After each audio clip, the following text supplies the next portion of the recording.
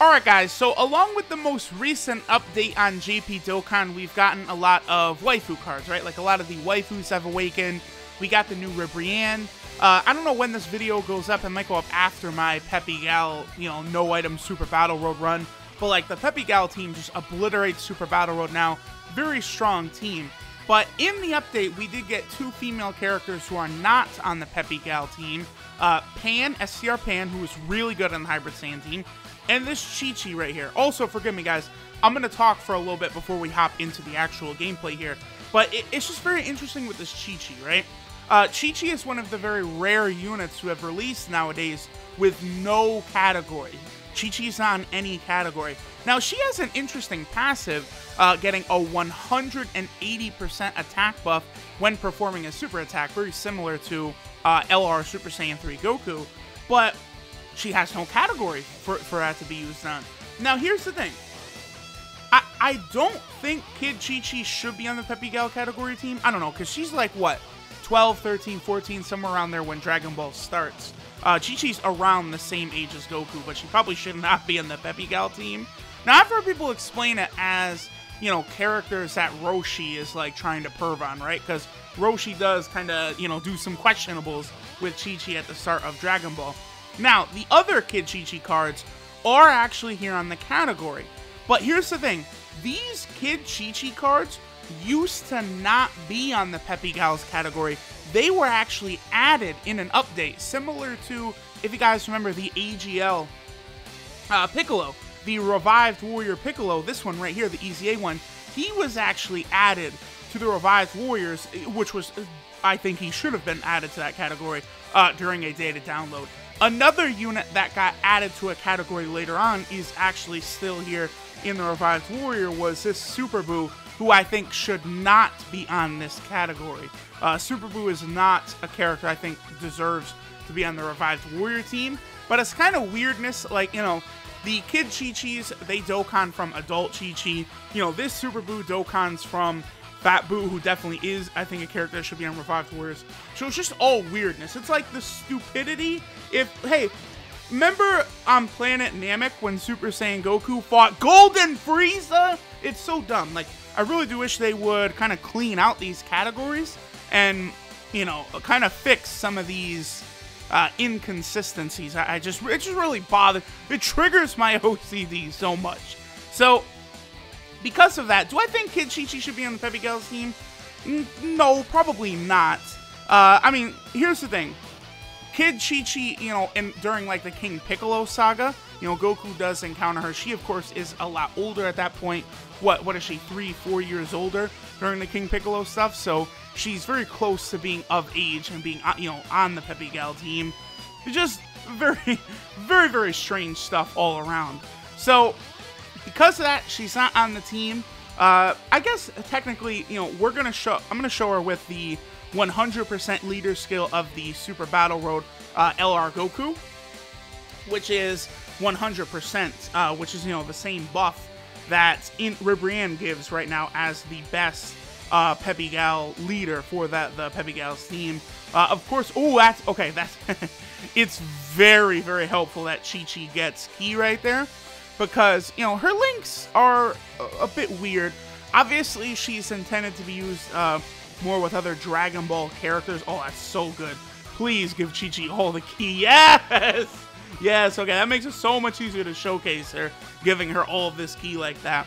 Now, there is, it's sort of a Dragon Ball-ish category. The upcoming LR Kid Goku, you guys know, we already have him up to SSR. Eventually, he's going to awaken. Let's see. We will...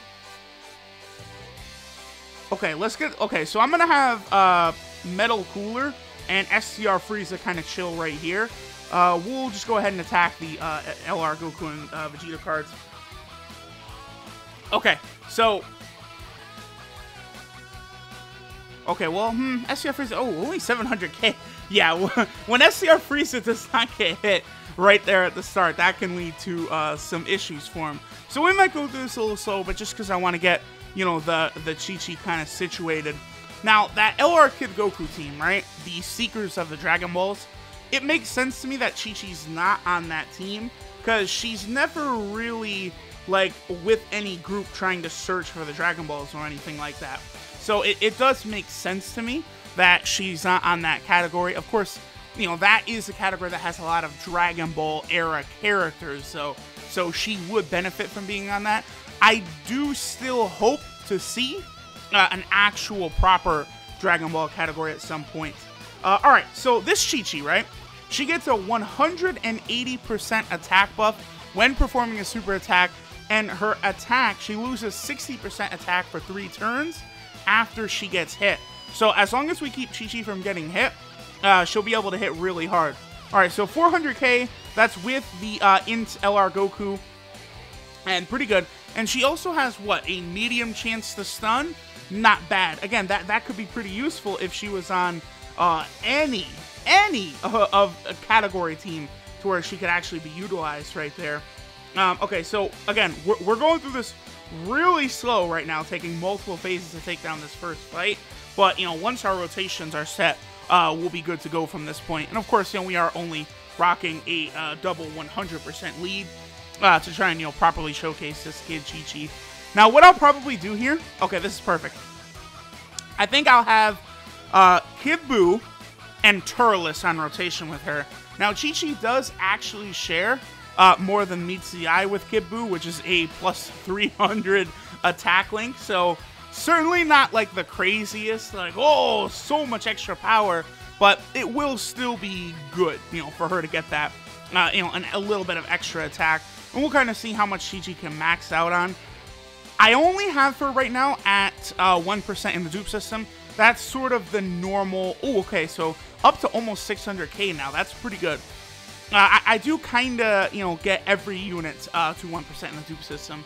I don't have full dupes for this Chi-Chi. I think I have 2. This is not a unit I would consider rainbowing or anything like that, though, because she just flat out does not have... Oh, this is a pretty bad rotation here. Oh, I'll do this. Here we go. She just flat out does not have, like, enough uses. Oh, that didn't fall the way I wanted it to. Dang, okay. Well, pretty bad so far. If she had some category where I could use her, I would be a lot more apt to actually using that Chi-Chi. Really, the only card without a category that I think is still, like, useful and really good and can, you know, bring a lot of value to you is the Super Saiyan 2 Vegeta and Bulma card. Alright, perfect. So here we go. We have Kid Buu all, but we're not... Kid Buu did not have his full 50% passive right there. Oh well. We can still see what Chi-Chi is able to provide right here. And of course, we got the more than meets the eye link. How good. This is such a wonky team I built, because the category Super Battle Road Goku, the LR Goku, he is a pretty good support type unit, but it's only for super type allies that he actually works on. There she is right there. Again, just a shade under 600k. We could definitely get her above 600k with the Kid Buu on rotation. And if this Chi-Chi was on like a normal category team, she certainly would be able to get a very nice like attack buff. She could easily, I think, get above a 1 million attack set. Looking at her stats, her attack is pretty low, even at the rainbow level, however. Wow, this has been the worst for Ki. Like, I'm having really bad luck in this fight right now with Ki. But Chi-Chi's attack is only 12,226. That's not very high at all. That's right there at the very bottom of summonable units in terms of their maximum like attack when considering potential system buffs. So I would like to see Chi-Chi get a little higher than that, but you know, oh well, it is what it is. Both her and the Ribrianne, they actually both have pretty low attack, considering they are, you know, brand new summonable units. You'd think maybe they'd make their stats a little better, because it's already not really a very appetizing banner for people to summon on. Like that little waifu banner, you know, with the new Chi-Chi card and the new Ribrianne card, and that's pretty much it. Like, you'd think they'd want to, I don't know, slip in something to make the banner worth it. Because you're only gonna get, you know, weirdos like me who like rainbowing like all like category leaders and stuff like that who are gonna summon on it. Because like I feel like, you know, as the Broly movie gets closer, they're gonna want to put out, you know, really like tantalizing bait banners. You know, look at the transforming Goku Black who's coming. Everyone is gonna want to summon for him. So in these last two phases, by the way, I have put Cooler first. Oh, I still have my Super Battle Road items on. Oh well. The reason I put Cooler first is because when wanting him to build up his attack power. That's kind of been what I'm thinking of. And then, you know, once we get to the LR Gogeta phase, I'll put the SCR Frieza in that first spot properly. But this will make Metal Cooler a lot stronger right here. Every time he gets attacked, he gets what? 10% attack up to a maximum of 70% extra attack, so pretty dang good. Alright, so now we go into Gogeta. Now Gogeta is probably going to spread out his attacks everywhere. Yep, certainly he did. So our girl Chi-Chi would be in a little bit of trouble here. After this turn, she will not be able to keep up that maximum 180% attack buff of hers. Because, of course, she's going to get the negative 60% attack after being hit. I'm actually kind of tempted to use an Icarus right here. Just because I do kind of have, like, a little bit of a weak team. I'm not really too sure how Chi-Chi can tank. I don't think she'd be able to tank very well, though, considering her defense right now would be, what, 3,798? Somewhere around that. That's quite low. This also will be pretty much the highest attacks that we'll see from her, I think. Because both Kid Buu and Goku are giving her a buff. Yep. Up over 600,000. I mean, again, considering that's a unit at 1% in the dupe system, that's not like an exclusive or anything. That's not really that bad. Like that's decent, but she's more of like just a collection card, really. I'm actually really glad I used that Icarus because Gogeta hits very hard, especially against int type units. That wasn't that bad. Okay, so now Frieza and Metal Cooler can really put on a show right here. They'll be able to do a lot of damage, even though, like, they're only on a 100% attack buff team. Plus, we do also have Turles here. Can these two finish off Gogeta right here? Maybe. Maybe not. Yeah, yo, Frieza almost... Yeah. These two are ridiculous. So this Metal Cooler and that Frieza, both of them almost got to 2 million on a double 100% team. Very vicious right there. All right, Gogeta did survive the turn, but just barely. Okay, so I actually really don't want to... I don't want to put Chi-Chi right here, but I'm gonna, because I want to see, you know, how well she's able to tank. We'll see what her attack set is. We're also going to get a Dokkan attack. And I'm going to pop an Icarus right here just in case. Gogeta uses the, you know, Stardust Breaker or Soul Punisher, whatever you want to call it, right off the bat. Oh, yeah. Yo, if I didn't use that Icarus, we would have been in trouble with Gogeta Supers. He didn't, though. Okay. So here's Kid Chi-Chi with a Dokkan attack. Now, I've always said this before. I know a lot of people like to see Dokkan attacks for showcases. I don't really think they're all that necessary, because it doesn't increase your attack stat, which is really, you know, what you should be looking at to determine the amount of damage a unit does, right? That's the main thing. Like, the actual... It seems ridiculous to say, but the actual damage they do is not, like, a reliable factor as their attack stat is, because all of these bosses have, like, different defensive barriers, right? So, like, one boss is, you know, reducing damage by 30%. Another's reducing damage by 45%, right?